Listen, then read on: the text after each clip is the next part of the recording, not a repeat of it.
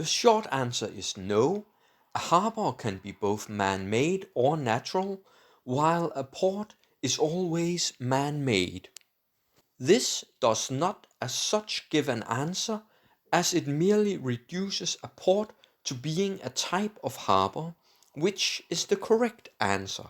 A port is a commercial area with warehouses, cranes, and docks. A harbor is a section of a coastline where ships can be parked. The port thus relates much more to the onshore facilities of the harbor where it is at. This is the important part. A port is always at a harbor, whereas a harbor can easily exist without a port. Whether a coastal area or riverbank can be defined as a harbor is more dependent on the sailing vessel than the area in and of itself. This is because any watery area near land can potentially be a harbor if it fits the vessel. If you are in a kayak or canoe or even raft, then you can really dock anywhere. This has been the case for most places for most of history. However, as soon as you increase the size of the vessel to take advantage of the large volumes that can be carried on water, the situation changes drastically. Then the potential harbors become entirely dependent on the makeup of the ship. A vessel with a keel needs to float in water or at least be on a surface that does not damage the keel, and some vessels even need the buoyancy of water to not break apart. This creates the need for harbors where you can both get close enough to land but at the same time ensure that the keel and hull of the ship is safe. This means that harbors are reduced to areas that can accommodate this. In many areas, the only places that meet these requirements are the mouths of rivers, which answers why so many port cities are at the mouth of rivers. This also makes it easy to facilitate further transport inland along the river. In some regions like Northern Europe, much of the coastline are flat beaches that dry up with the tides. This meant that many ships here were built with a flat keel that made it possible to beach the vessel. You could then unload it at low tide when the ship stood on the ground and sail away at high tide.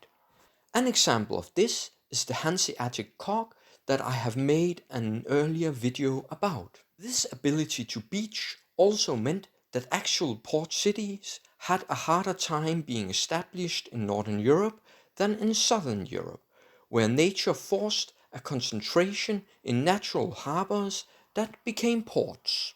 Centralized governments naturally prefer ports as these make it possible to control and tax trade. And this is the most important thing about a port.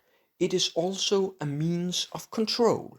The oceans are vast, but the access points to land are far more controllable, and for most of history, governments have preferred that oceanic trade is done through their ports, because they could then tax the trade. It is important to note that this is not just a limit to trade, as the improvements that established and constructed ports gave often far outweighed the cost of being there. A port has all the needed amenities, easy access to buyers, protection from pirates, and often could handle much larger ships. As time passed and ships grew larger, ports won out, but were usually situated at natural harbors. Today, the number of ports actually capable of handling the large ocean-going vessels is actually rather small. And this is part of the reason that even small disruptions can have major impact, as the ports can only handle a limited number of ships, and any delay will lead to major queuing up of ships that can't go to port. This is the danger of the centralization around ports, but it is mostly outweighed by the advantages. History clearly shows that the established port was preferred to beaching or anchoring in a natural harbor, as the port has the important connections inland. A ship can deliver large volumes of goods, but the goods need to go the last leg inland. So a port is much more than a harbor is. It is the connection point where the ships are easily maintained and goods can be exchanged and transported away. Whereas a harbor is merely where you can park the ship for a given period of time.